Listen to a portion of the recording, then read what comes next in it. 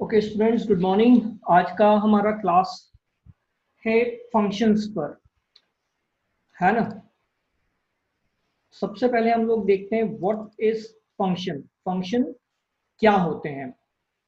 तो देखो, हम ऐसा कहते हैं फंक्शन के बारे में कि फंक्शन जो है वो जब हम किसी बड़े प्रोग्राम को कुछ छोटे छोटे ब्लॉक्स में डिवाइड करते हैं तो that is called the function. तो वो जो छोटे छोटे ब्लॉक्स हैं उन ब्लॉक्स को हम लोग क्या कहते हैं, फंक्शन कहते हैं। या हम ऐसा भी कह सकते हैं कि प्रोग्रामिंग स्टेटमेंट्स का एक समूह, एक छोटा समूह जिसको हम करली ब्रैकेट में इनक्लोज करते हैं, क्या कहलाता है, फंक्शन कहलाता है। एक फंक्शन को हम मल्टीपल टाइम्स कॉल कर सकते हैं, है ना। जिसके कारण हमारी उस पर्टिकुलर कोड स्टेटमेंट की रीयूजेबिलिटी और मॉड्यूलरिटी बढ़ जाती है। In other words, we can say that the collection of function creates a program। ये हम दूसरे शब्दों में ये भी कह सकते हैं कि एक फंक्शन का समूह क्या बनाता है, प्रोग्राम कहलाता है। फंक्शन को हम और भी कई नामों से जानते हैं, जैसे कि प्रोसीजर, सबरूटीन, है ना। भी हम इसको कहते हैं, फंक्शंस को कहते हैं।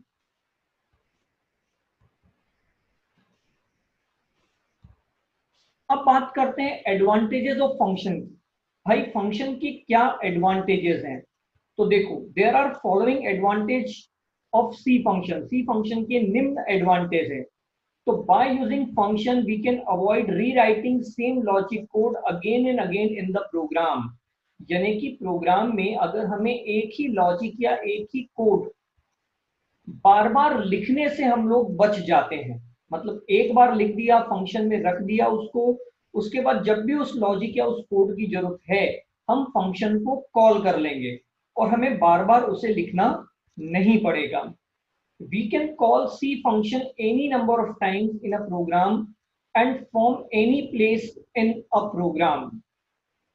मतलब हम किसी प्रोग्राम में किसी फंक्शन को कितनी भी बार और किसी भी जगह कॉल कर सकते हैं। We can track a large C program easily when it divided into multiple functions। मतलब हम एक बड़े सी प्रोग्राम को बड़ी आसानी से ट्रैक कर सकते हैं। ट्रैक करने का मतलब ये है कि मान लो किसी पर्टिकुलर फंक्शन में कोई गलती है तो उसे ढूंढना है तो वो हमें मिल जाएगी। मान लो किसी फंक्शन में या किसी काम में हमें कुछ सुधार करना है, मॉडिफिकेशन करना है, तो हमें आसानी से मिल जाएगा। तो दैट इज कॉल्ड ट्रैकिंग, है ना। तो हम बड़ी आसानी से ट्रैक कर सकते हैं। Reusability is the main achievement of C function। बार बार उपयोग करना ये C फंक्शन का सबसे बड़ा अचीवमेंट है। Function calling is always a overhead in a C program. मतलब ये हमारे काम के समय को बहुत बचा देता है। हमें कई नए काम को करने के लिए क्या देता है, समय देता है। तो दैट इज द एडवांटेज। ये सब जो आपने अभी देखे ये किसी भी फंक्शन की क्या है, एडवांटेज है। Sorry, types of function. Basically दो टाइप के फंक्शन होते हैं। पहला प्री डिफाइंड या स्टैंडर्ड लाइब्रेरी फंक्शन, दूसरा यूजर डिफाइंड फंक्शन। तो प्री डिफाइंड या स्टैंडर्ड लाइब्रेरी फंक्शंस क्या होते हैं, वो फंक्शंस जो सी लैंग्वेज हमें बने बनाए यानी कि रेडीमेड उपयोग करने के लिए देती है, जो कि हमें कहाँ मिल जाते हैं, लाइब्रेरी फाइल्स में। जैसे कि आपको याद होगा stdio.h में हमें printf scanf मिल जाते हैं, conio.h में हमें getch, getc, putc, है ना, clr, str, ऐसे सारे फंक्शंस मिल जाते हैं। तो ये है प्री डिफाइंड फंक्शन या स्टैंडर्ड लाइब्रेरी फंक्शन। और दूसरे कौन से हैं, यूजर डिफाइंड फंक्शन। ऐसे फंक्शंस जो हम खुद क्रिएट करते हैं, अपनी आवश्यकता के अनुसार हम खुद बनाते हैं, तो वो फंक्शंस क्या कहलाते हैं, यूजर डिफाइंड फंक्शंस कहलाते हैं। ओके, अब एक फंक्शन को डिफाइन कैसे करते हैं और एक फंक्शन की बॉडी में क्या क्या होता है ना, उस पर थोड़ा सा बात करते हैं। तो the general form of function defining in C programming language is as follows. तो देखो, एक जनरल फॉर्म यहाँ पर एक सी फंक्शन का नीचे हमने दिया हुआ है। कि किसी भी फंक्शन को डिक्लेयर एंड डिफाइन कैसे करते हैं। तो देखिए सबसे पहले क्या आ रहा है, रिटर्न टाइप, कि फंक्शन हमें क्या देगा, फिर फंक्शन का नाम, फिर पैरामीटर लिस्ट यानी कि फंक्शन हमसे क्या लेगा, फिर करली open, body of the function मतलब वो स्टेटमेंट्स जो हम इस फंक्शन में लिखना चाहेंगे, एंड करली क्लोज, राइट। अब देखो इसका डिस्क्रिप्शन लेते हैं। A function definition in C programming consist of function header and a function body. अब फंक्शन हेडर कौन, तो सर वो जो पहली लाइन लिखी हुई है, return type, function name and parameter list, इसको कहते हैं फंक्शन हेडर। और करली ओपन करली क्लोज के बीच में जो लिखा है that is called the function body, है ना। अब देखो नीचे आते हैं, अब एक एक करके इन सबकी डिस्क्रिप्शन लेते हैं। रिटर्न टाइप, रिटर्न टाइप किसे कहते हैं या रिटर्न टाइप क्या होता है, तो अब फंक्शन में रिटर्न अ वैल्यू, एक फंक्शन आफ्टर प्रोसेस मतलब जो भी काम हमने उसको दिया है वो करने के बाद हमें एक आउटपुट रिटर्न करता है ना। तो जो भी वो आउटपुट रिटर्न करता है ये उसका टाइप बताता है कि भाई फंक्शन मुझे इंटीजर टाइप की वैल्यू रिटर्न करेगा, फ्लोट टाइप की वैल्यू रिटर्न करेगा या कैरेक्टर टाइप की वैल्यू रिटर्न करेगा। The return type is the data type of the value the function returns, है ना। Some function perform the desired operation without returning a value. अब कुछ function ऐसे भी होते हैं जो कुछ काम तो करते हैं लेकिन कोई वैल्यू रिटर्न नहीं करते, जैसे कि आपका मेन फंक्शन। तो अगर कोई फंक्शन कोई वैल्यू रिटर्न नहीं करता है तो हम उसके आगे क्या लिखते हैं, वॉइड। क्या लिखते हैं, वॉइड। दूसरा फंक्शन का नाम, this is the actual name of the function, ये फंक्शन का वास्तविक नाम होता है। The function name and the parameter list together constitute the function signature, है ना। मतलब फंक्शन नेम और पैरामीटर लिस्ट मिलकर के क्या बनाती है, फंक्शन का सिग्नेचर बनाती है। सिग्नेचर बोले तो कि फंक्शन क्या है, क्या लेगा, और उसका नाम हमें ये इंडिकेट करता है कि ये फंक्शन क्या करेगा। ये तुम लिखते हो ना, integer add integer a comma integer of b, तो इसका मतलब क्या हुआ कि सबसे पहले तो इंटीजर लिखा तो ऐड फंक्शन इंटीजर देगा, जबकि ऐड फंक्शन का नाम है और वो दो वैल्यू लेगा और उनको ऐड करेगा, है ना। फिर आते हैं पैरामीटर्स, जो कि मैंने अभी हाल आपको बताया कि जैसे ऐड के बाद मैंने लिखा integer a comma integer B, तो this is called the parameter और आर्ग्यूमेंट। इनको क्या कहते हैं, पैरामीटर या आर्ग्यूमेंट्स कहते हैं, राइट है। ये दो प्रकार के होते हैं बेसिकली, फॉर्मल आर्ग्यूमेंट और एक्चुअल आर्ग्यूमेंट। तो जो हम फंक्शन में लिख रहे हैं, फंक्शन के हेडर में लिख रहे हैं, वो है फॉर्मल आर्ग्यूमेंट। और जो हम फंक्शन को कॉल करते वक्त मतलब फंक्शन को जब कॉल करेंगे उसकी वर्किंग के लिए, तो वहां पर जो आर्ग्यूमेंट्स हम लोग लिखेंगे this is called the actual argument, right. तो देखो अ parameter is like a place holder, when a function is invoked you pass a value to a parameter, this value is referred to actual parameter or a argument. The parameter list refers to type, order and the number of parameters of a function. Parameters are optional, मतलब parameter optional होते हैं, अगर आप चाहें तो दें, नहीं चाहें तो न भी दें। that is a function may contains no parameter. and last आती है function body. The function body contains a collection of statements that defines what the function does. तो फंक्शन बॉडी क्या होती है, तो फंक्शन बॉडी वो स्टेटमेंट्स रखती है जो ये डिफाइन करते हैं कि वो फंक्शन क्या करेगा, है ना, कैसे करेगा। वो पूरा के पूरा कहां होता है, फंक्शन बॉडी के अंदर होता है। अब बेसिकली बात करें तो आर्ग्यूमेंट्स में एक बार और मैं आ रहा हूं, है ना। Function argument, if a function is to use argument it must declare variable that accept the value in the argument. These variables are called formal parameters of a function.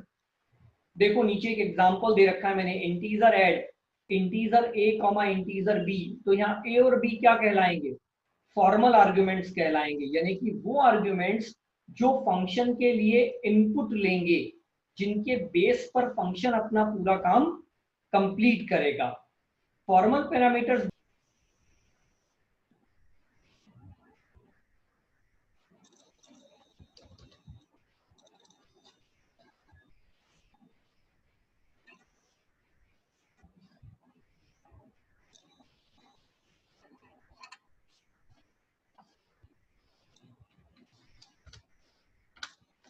क्या लिखें, सॉरी, सबसे पहले जो हम फंक्शन बना रहे हैं वो बनाएंगे integer factorial integer of n।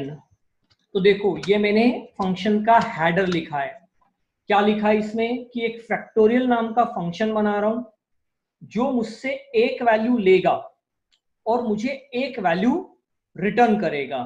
It takes one argument and returns a one value. ठीक, अब ये काम वो कैसे करेगा, तो उसके लिए मैं फंक्शन बॉडी लिख रहा हूं, यानी कि है ना, how to function works.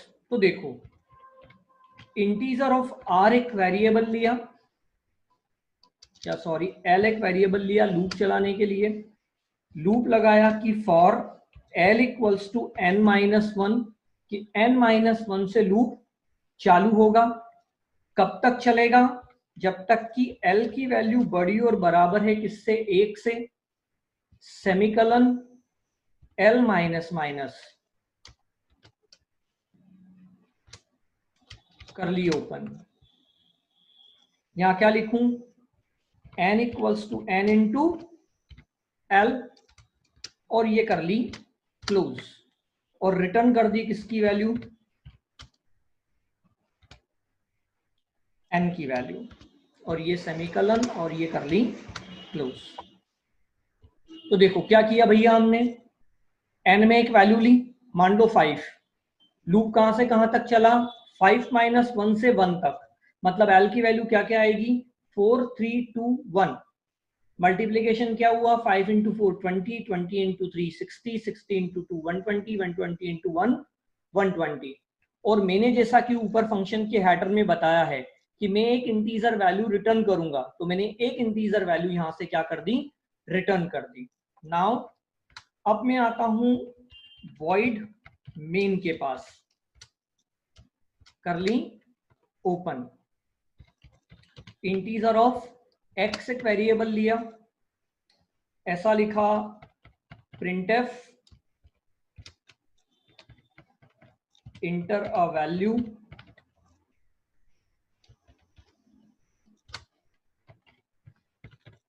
scanf percentage d comma ampersand of x,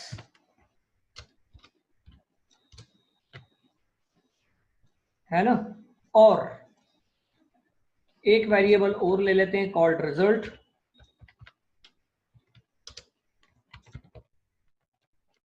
string clear कर लेते हैं, और यहां ऐसा लिखते हैं कि res equals two factorial of x।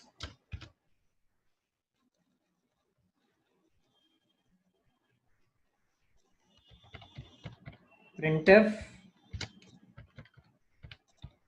result is percentage t comma res,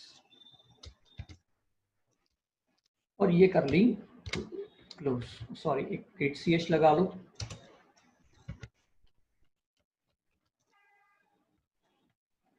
control s। तो देखो अब मैं इस प्रोग्राम को रन करके आपको दिखाता हूं, है ना। तो रन करने के लिए हम लोग क्या करते हैं, ये मैं इंटरप्रेट कर रहा हूं, क्या हुआ भैया, अच्छा CLR SCR should have prototype,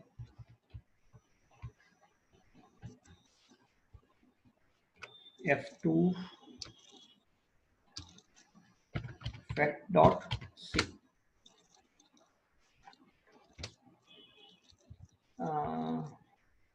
hash include stdio.h hash include on io.h।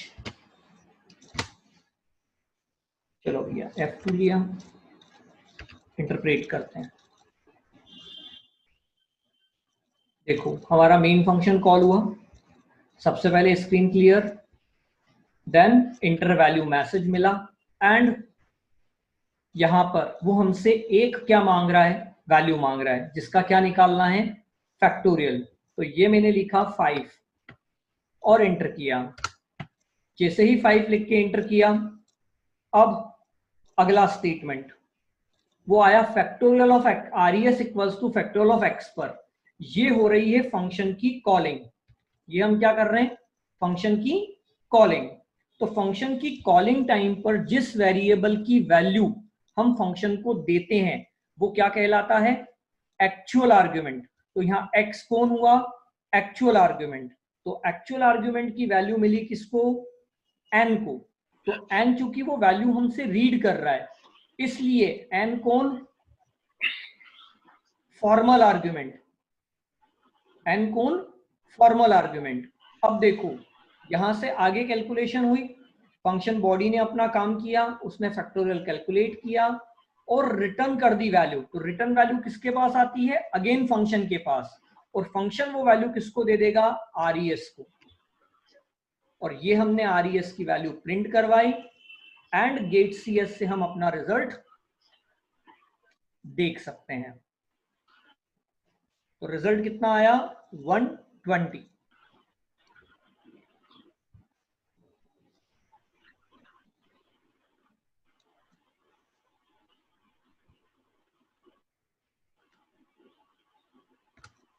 और ये आपका काम खत्म। So this is called the function. And function के अंदर actual argument and formal argument, on actual argument और फॉर्मल आर्ग्यूमेंट। ठीक, अब ये क्लास हम लोग आज यहीं स्टॉप करेंगे। कल मैं बात करूंगा कॉल बाय वैल्यू और कॉल बाय रेफरेंस पर, कॉल बाय वैल्यू और कॉल बाय रेफरेंस पर। ये हमारी कल की क्लास का क्या रहेगा, टॉपिक रहेगा।